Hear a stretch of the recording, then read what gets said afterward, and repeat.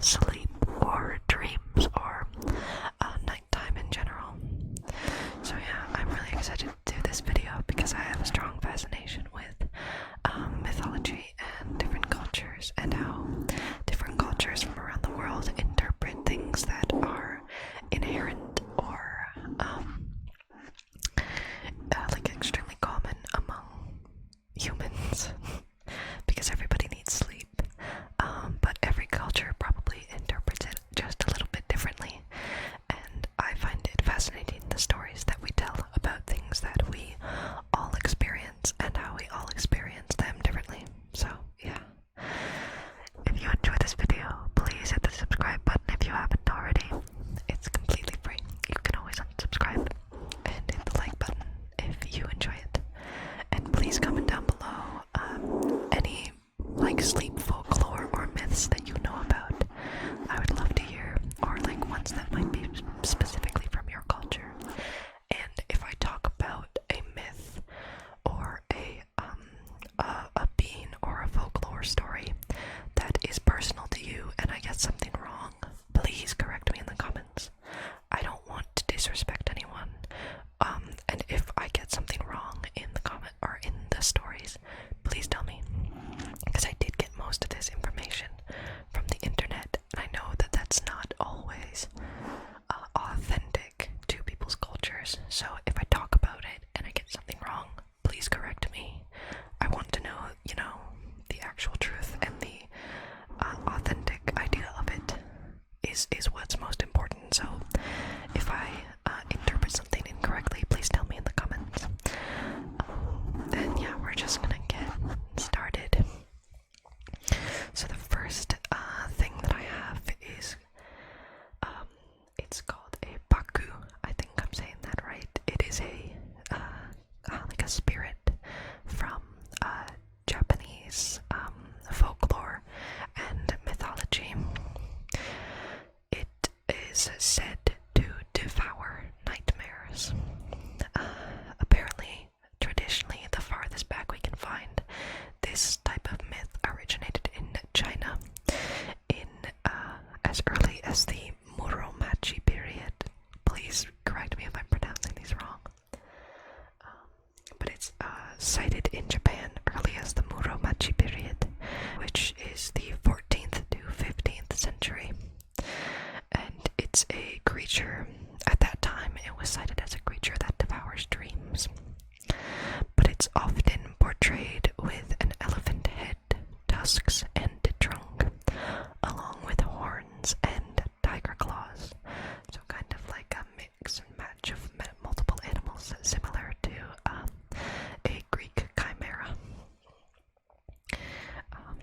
But in the Meiji period, which is 1868 to 1912, the baku was believed to devour children's nightmares. If children woke up from a nightmare and repeated "Baku-san, come eat my dream" 3 times, then the baku would appear and devour their nightmares and send them back into a peaceful sleep. But also, children were often warned to not summon baku very often, because baku is always hungry, and if they weren't careful, baku would devour their hopes and desires along with their nightmares. Which is unfortunate, but it would be nice if someone could just take your nightmares away by eating them.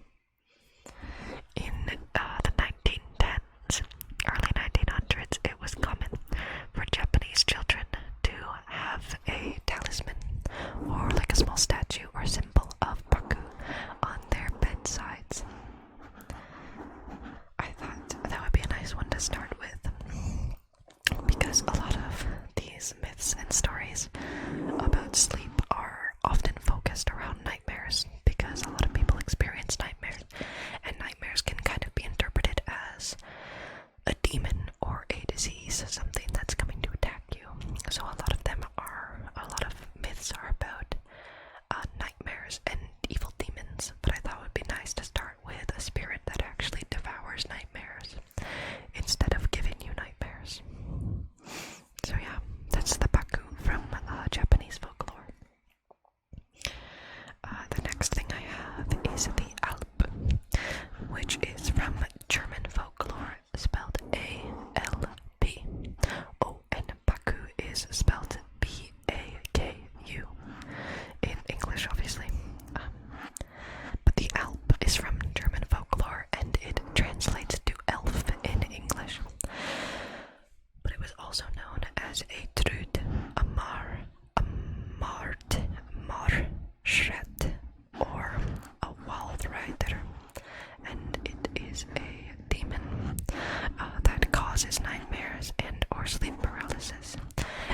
also heavily associated with epilepsy and seizures.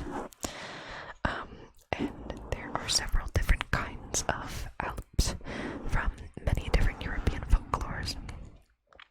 Like they're from Scandinavian folklore, German folklore, Slavic folklore, and it's basically just this little guy that comes into your house, or not into your house, but a demon that comes and preys on you while you sleep.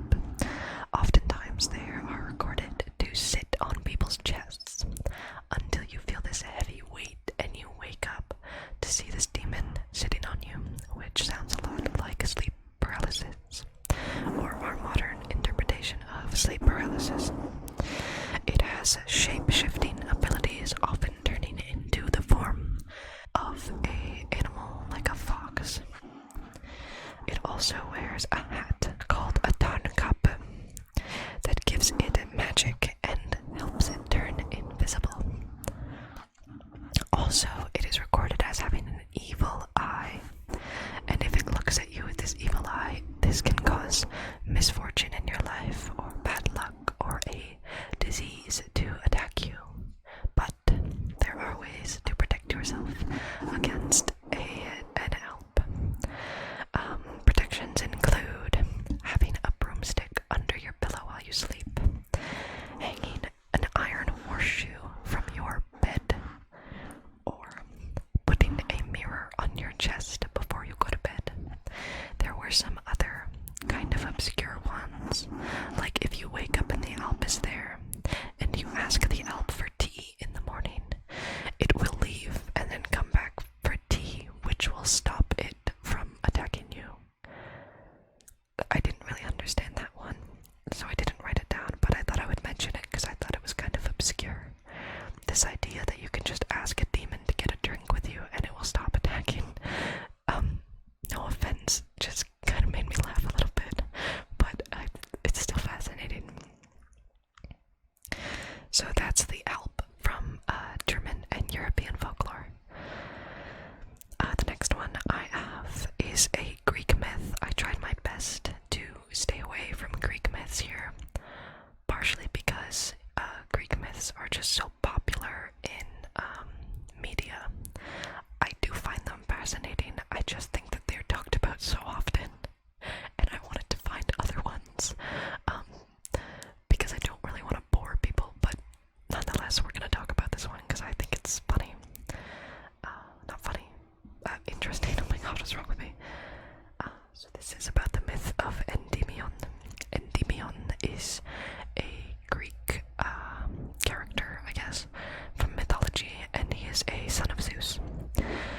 Now, Selene, who is the titaness of the moon, she's kind of similar to the personification of the moon, but more so she rides a chariot every night that takes the moon through the sky. So yeah, she falls in love with Endymion, but since she is the moon, and she only comes out at night, she only ever sees him when he is sleeping. So she asks Zeus to put Endymion into an eternal sleep, eternal sleep, eternal sleep, eternal sleep, eternal sleep, so that she asks Zeus to put him in an eternal sleep so that she may always watch him and admire him while he is sleeping, because she thinks he is the most beautiful when he is asleep. Greek myth is a little bit creepy, and Zeus doesn't want to do this in the first place, but he eventually does nonetheless, and places Endymion into this eternal sleep, and Selene visits him every night in his dreams. But there is an alternate story to Endymion, which I find really interesting, because myth is never consistent. It's a fluid topic of study that has always changed throughout millennia. So there's an alternate myth where Hypnos is the Greek god of sleep.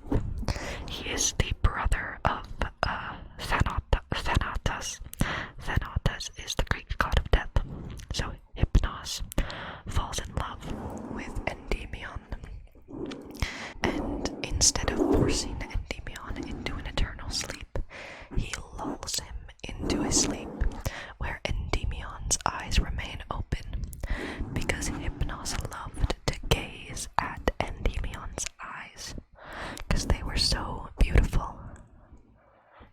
is interesting that there are two stories to Endymion, but both of them revolve around him falling asleep. I was gonna talk specifically about Hypnos in this video, but he's probably been talked about so often, and there's not really much to say other than he is the god of sleep, and that's kind of it. Like, he's got specific myths, but I didn't want to go into them, so. The next thing I have is from Folklore, European Folklore, and it's called Sandman. I'm sure that you've heard the song, Mr. Sandman. Sandman is an extremely popular folklore character from European folklore. Wow. And there are several different variations of him. There's a specific Scandinavian variation where he only gives children good dreams. And there's a few other specific ones from culture, but mainly what unifies him is that he brings people to sleep and encourages beautiful dreams by sprinkling magical sand on their eyes while they sleep.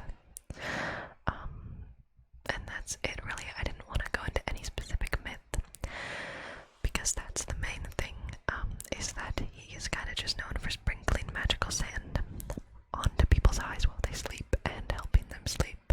And I thought it would be good to mention it because, I mean, he's one of the most well-known folklore characters in European and Western society, so. Western society, I meant North American society, that was weird. I also, actually I'll mention that after. The next one I have is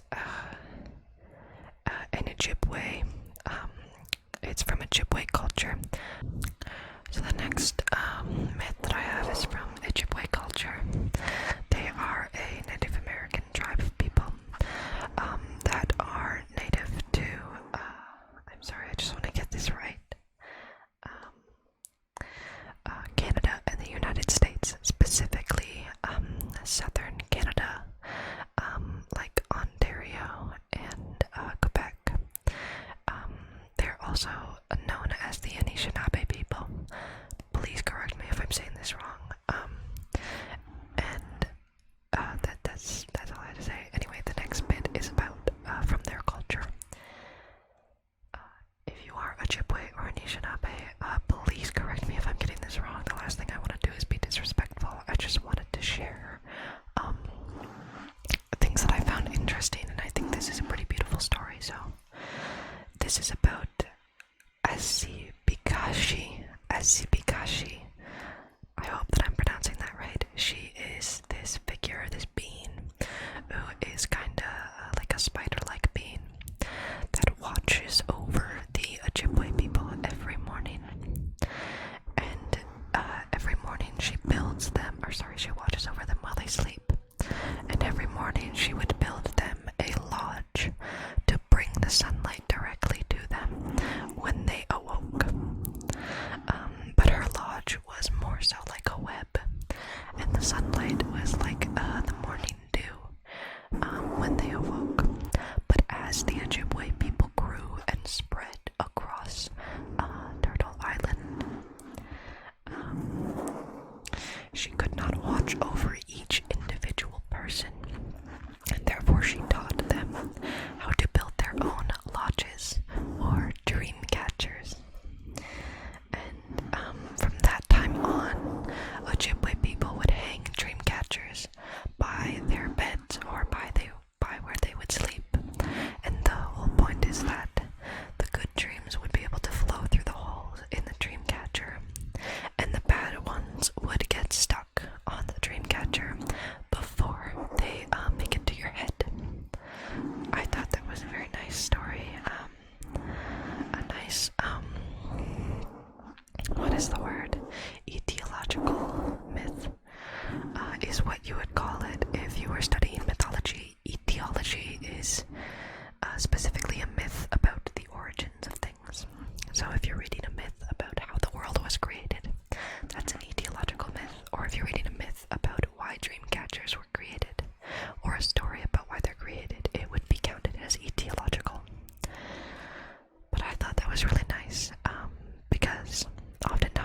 watchers can be misinterpreted about what they are, but I wanted to stay authentic and talk about the actual story behind it. So I thought that was really nice. If you are a Ojibwe and you are watching this, please correct me if I got anything wrong in that story, or if there's more to that story, please expand upon it if you want to, because I think it is fascinating.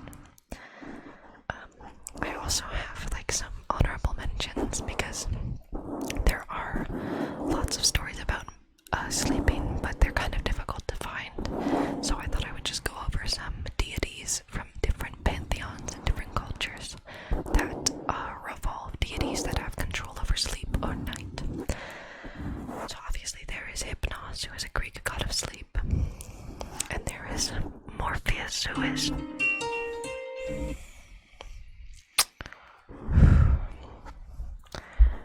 Hypnos, who is a Greek god of sleep. There is Morpheus, who is another Greek god. He is the son of Hypnos, and he is the god of dreams. He's not so much the god of dreams, but he can go into dreams of mortal people and deliver messages from the gods. The next one is an Aztec god, and their names are particularly difficult for me to pronounce, so I'm sorry if I get this wrong. She is a skeletal goddess of the stars, and her name is Itzpapalatl. I hope I'm saying that right. A skeletal goddess of the stars. I thought that was really cool. Khonshu, who is an Egyptian god of the moon. Ratri is the one of the Hindu gods of nighttime. Preksa, or Preksta, is a Lithuanian god, a Lithuanian goddess of the twilight and dreams. She protects people from sunset to sunrise. Ratri is a Hindu goddess of night. Something that I find interesting is that in a lot of cultures, usually gods of night or gods of the moon are women, which I find interesting. I wonder why we associate femininity with the moon and with nighttime. That's not to say in every culture it's like that. I just think it's interesting that in a lot of cultures that seems to be a connecting theme when it comes to deities of night and sleep. There is also Nut, who is the Norse female personification of nighttime. And lastly, there is Ira. She is a Polynesian goddess of the sky and the mother of stars. Those are all the deities that I have written down. There are probably thousands of other stories about sleeping and nighttime, and thousands of other folklore stories about that.